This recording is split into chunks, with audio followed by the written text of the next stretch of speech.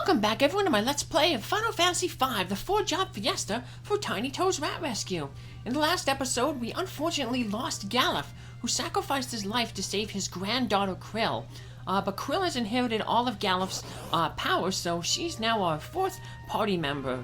So, TnyToe is surrounded by princesses, so, that would normally be like a good thing to have all those princesses around you, but, it's kind of a bad thing because we have to go confront Exdeath in his castle. But before we do that, let's go talk with some people. We maybe should let Kelgar know about what happened to Galuf, seeing that Kelgar is now the only remaining warrior of Dawn left. And then we should also head to Ball Castle, where Galuf ruled, and let the folks know there. So let's go here and talk with Kelgar real quick. He has some new dialogue. Zizat and Galuf, it seems all that remains of the Dawn Warriors. How ironic, the oldest and weakest of us four is the only one left. Sadly, spoiler, Kelgar does not have much longer to live in this world, so he will be also making a sacrifice to help our party out, so fully cementing that it's now the job of the new generation to take up the fight that the Warriors of Dawn did 30 years ago. So here's, the castle, Galuf's castle. I hate that Exdeath. Oh, not much in here. This is just a weapon shop. Don't need anything there. Let's see if this guard up here has anything new to say. Lady Krill, please take care of yourself. We'll watch out for her. We've learned that Exdeath has returned to his castle. Okay. So that's our clue to basically go there. But let's stay here at the inn, because before we go to Exdeath's castle, I'm going to show off that guild total in that one cave. I don't think this party will be able to beat the guild total, but I still want to go talk about that cave a little bit there, so we're going to make a quick pit stop there, so heal up so that we're all full and ready to go. Want to fill up our high potions and stuff too, so maybe get a few more Phoenix Downs. We'll be totally set. Oh, if I max out on Phoenix Downs, we're probably never going to need that many, but what else do we have to spend money on? So, I did buy another air knife in case we put, we can have another character, use blue magic in the, air knife, so. We don't need those two killer weapons anymore, the killer axe, or the death sickle, and the, killer bow, so. We mainly just kept them around because of the crystal seal bosses, so those guys are like, oh no, the king is gone! No, King Galuf couldn't be, oh no! Same thing with that guy there. No, King Galuf couldn't be, oh no! I don't know how they found out already. Maybe, Lady Krill sent something telepathically back to the Moogle. We'll protect the castle until Lady Krill returns. I guess it's the same thing. I hate that Exdeath. Looks like most people are going to say pretty much the same stuff. What's the Moogle going to say? Krill, cheer up, Kupo. I can't believe the king is. Lady Krill, my sympathies. You must stay strong. Yeah, we need you to. Lady Krill, the king will always live on in your heart. And in the job classes that he mastered, because they are now part of Lady Krill's repertoire. So, yep. Krill is a pretty good magic user. Her stats lean toward more magic, so. But, alrighty. So we're gonna head over, we'll enter the cave from the other side, from the eastern entrance.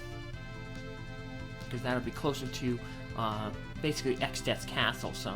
Gonna loop around these mountains and go down by the big bridge. That's where that cave entrance is.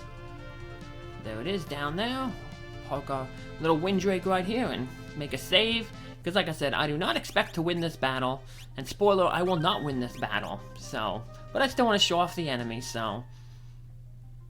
But remember when we went through this cave earlier, there's only one type of enemy in this cave, other than this, like, boss coming up. He's kind of like a boss. It's these ground peat enemies, but, so, we already saw those ground peat enemies, but now this guy coming up, the guild total, he basically hits really, really hard, He pretty much counters everything with 2 attacks. And when he is defeated, the main reason we probably won't be able to defeat him is because when he's defeated, he uses this spell called Quake. It's just like desperation attack, and it basically would like one-shot everybody. Now, if you had float ability, you could mitigate that, but we don't have the float ability because we have no one who can cast that spell. You'd need a time mage to do it. So, now this section here is called like the guild passage. This is where you can find the guild total. Every time you take a step, the money that you find increases. And it'll increase up to 40,960 gil total. So if you collected every single one of those gil pickups, you would get a total of 81,910 gil. But the thing is, this gil total can pop up at any single time. And see, he's level 57, so he's kind of immune to most statuses. So you couldn't use like level 2 old on him. You get level 5 doom. So yeah, he's undead. So the Requiem spell is really, the Requiem song is really good to use against him. But that's pretty much it. Everything else he pretty much absorbs other than ice. So yeah, any magic that you use, yeah, he's just gonna get hit points on him. So I'm trying to see if maybe that whatchamacallit, that magic hammer would work, thinking that, you know, maybe we can like take all his magic away, but nah, it's not working. That Quake is only gonna heal him. So yeah, this is kind of basically a hopeless battle because we don't really have the chance to float after his finishing attack. So even if we brought him down to like his final hit to 0 hit points, he'd, you know, just use that Quake and wipe us all out, and basically we'd get a game over. So I guess I could show you what happens when you get a game over. So as you can see, this guy hits really hard. If you had Golem, Golem's pretty good to use because it can block his attacks. But yeah, see, he counters attacks with a physical attack or that total attack, and that total attack poisons and blinds you. So he's basically inflicting like 2 status effects on you when he counters. So pretty much everything you hit him with here. So we'll use even this like arrow spell. Yeah, it's gonna heal him because he absorbs everything but ice. So you can potentially, I guess, get a bunch of ice rods and try to break them. But then again, it goes back to that thing. Even if we defeat him with all those ice rods, he would just use that Quake at the end and wipe us all out that way because we have no way to cast float. Later on, we'll be able to get a blue magic spell called Mighty Guard, which gives the float status. So if we had that, it would be nice, because then we could potentially beat this guy because we'd be floating and we'd be able to avoid his final attack. But we don't have it, so basically I'm just gonna run down the clock here, let him just finish me off, and it'll give you a chance to show off what happens when you get a game over. So, look. He's also, like I said, he's an undead enemy, so stuff like the killer bow or the death sickle there, they wouldn't work on him. You would hit him with him and he would just be healed up entirely. So yeah, nothing's even working. Like even flash spell, so you may be able to flash him and blind him, so he wouldn't be able to hit you as much. His axe would go down, but nope, nothing works. So yeah, if you're defeated, you just get brought back to the title screen, and you get to restart the game for whenever you made your last save. So we saved right outside here, this little cave. Now we can just fly over the big bridge, and we can head into Exdeath's castle. Remember, we're gonna have to park our little Windrake here because you can't land on that black swamp tile. So that's the closest tile to where we can park them. So all the soldiers are down. We couldn't do a thing. Exdeath's on the top floor. Exdeath just walked through. We were completely powerless to stop him. Suck Exdeath for us. Ugh, so strong. So yeah, he must have came back here with the 3 remaining crystals. And he just took out the enemies, or his enemies, the soldiers from Sergei Castle. And we got some new enemies. We want to be on the lookout for an enemy called the Hellraiser. It's a red rabbit. I wonder if it's like the red TnyToe rabbit. That was one of my daddy's favorite toys growing up as a kid. So, but yeah, because my dad used to love Legos, but before he was into Legos, you know, he was a little kid and he had to get the thing called TnyToe blocks, which were like basically big Legos. Legos for like little kids because they couldn't swallow them, put them in their mouth and stuff like that. Or duplex. Oh, am I saying TnyToe? TnyToe is a different type of Lego block. another building block group, but duplex, or duplos.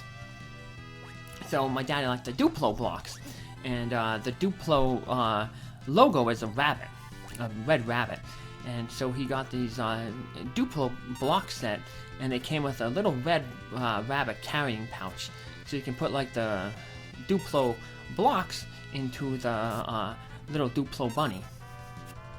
And yeah, so he used to, you know, make the bunny, he'd like make little cities with the little blocks, and then he'd make the bunny jump through them and stuff like that. So it was like 2 toys in one. So my daddy's one friend got him a Duplo rabbit, but it wasn't a big one that had the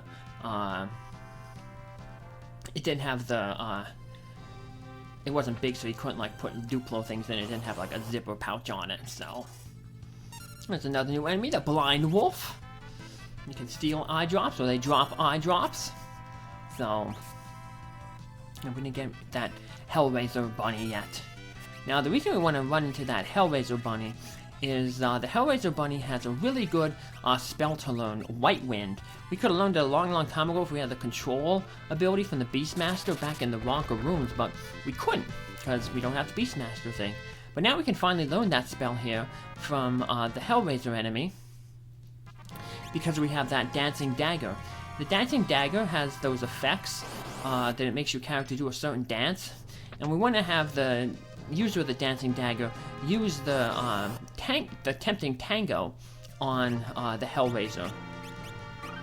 So I knocked out Faris, though I actually ran into a Hellraiser there, but I had to knock out Faris so that she wouldn't keep attacking the Hellraiser bunny, because that knocks it out of the confusion stats that we wanted in. So here we run into a dead end. We just have to turn around. And once we turn around, we'll get this new message over here, and we try to backtrack. So there we go. Dead end, huh? And Krill's like, wait a second, I sense something going on here. Krill, where are you going? There's nothing in here. Young kids can tell us some stuff sometimes. No, there is. Oh, this is an illusion created by Exdeath. What, are you certain? It's like Palom and Porum in Final Fantasy IV. They could see through the illusion of Bagan being a monster, being a human who is really a monster. So now Kelgar, I guess, senses Krill's distress. I see Galuf has fallen as well. Dorgan, Zizet, and Galuf have all shuffled off this mortal coil. I fear I haven't much longer either. Cough, cough. Lord Kelgar. Alright. It would be neat to have a werewolf in our party. That would have been pretty neat. Wonder what jobs he would have had. I guess he wouldn't have come with any, just like how Galuf didn't. It's nearing that time for the longest of rests. Oh, there's Galuf appearing.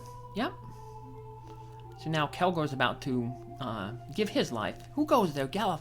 Galuf, is it you? Krill is.